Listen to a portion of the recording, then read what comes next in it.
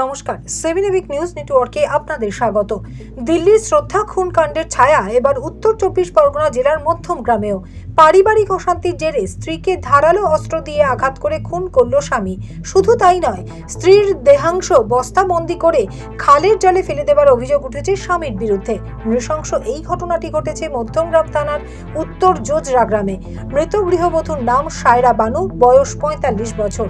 স্ত্রীকে খুন করার পর অভিযুক্ত স্বামী নুরুল উদ্দিন মণ্ডল আত্মহননের চেষ্টা করে। বর্তমানে তিনি বারাসত জেলা হাসপাতালে চিকিৎসাধীন রয়েছেন। গত এক সপ্তাহ ধরে নিখোঁজ থাকার পর সন্দেহ হওয়ায় অভিযুক্ত স্বামীকে বহুবার জিজ্ঞাসাবাদের পর খুনের ঘটনাটি প্রকাশ্যে আসে। এখনো পর্যন্ত দেহাংশ খোঁজার চেষ্টা চালাচ্ছে পুলিশ, জানালেন মৃতের ভাই কালাম। তো ওটা বর্দি হয়, বুঝতে পারছেন তো। তো এরা পারিবারিক ঝামেলা নিয়ে এটা হয়েছে, কিন্তু আমরা চাইছি যে আমার জামাইবাবুকে নিয়ে এখন এখানে কোথায় ওনার বডিটা বা কোথায় ফেলেছে এগুলো আমরা চাই, এগুলো তদন্ত করতে। পুলিশকে আমরা অনুরোধ করছি যে এটা যেন একটু ভালোভাবে দেখে আর কি। কীভাবে হয়েছে তবে জানতে পারলেন আপনারা? আমরা জানতে পেরেছি 3 দিন পর উনি এক জায়গায় গেছিলেন, ও শাসন থানার ওখানে ছিলেন। উনি ট্যাবলেট খেয়ে ঘুমিয়েছিলেন।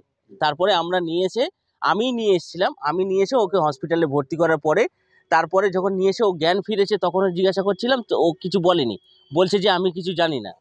তারপরে আমরা অনেক চেষ্টা করে ওখানে পুলিশ ট্রিটমেন্ট করার পরে যখন হোসে এসছে তখন আমি বললাম যে কোথায় রেখেছো বা কোথায় গেছে, কি বৃত্তান্ত।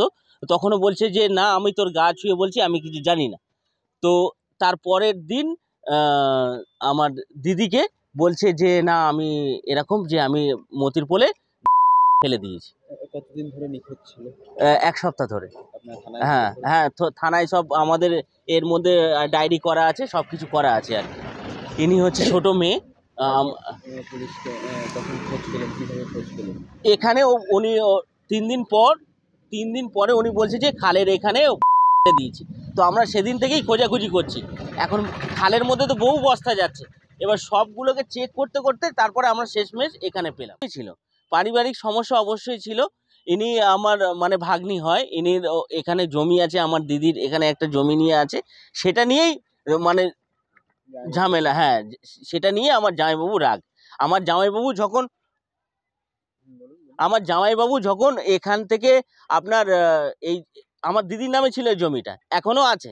আমার ওই দিদির যে থেকে ওই জমিটা কেনার পর থেকে, বাড়িঘর করার পর থেকে, কিছুদিন পর থেকে 2 বছর 3 বছর পর থেকে তারপরে এই জমিটা। মৃতের পরিবারের তরফে অভিযোগ জানানো হয় মধ্যমগ্রাম থানায়। ঠিক কিভাবে খুন করা হয়েছে গৃহবধূ সায়রা বানুকে, কে বা কারা জড়িত রয়েছে এই ঘটনার সাথে, তার তদন্তের পাশাপাশি বাকি দেহাংশের খোঁজে তল্লাশি চালিয়ে যাচ্ছে মধ্যমগ্রাম থানার পুলিশ।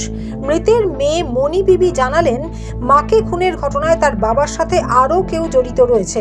আমার বাবার সাথে যারা পিকনিক করেছিল তাদের উপরে একটু সন্দেহ আছে, কারণ যেদিন হয়েছে সেদিন সকাল থেকে পিকনিক চলছে আমাদের বাড়ির ওখানে। আমার বাড়ির ওখানে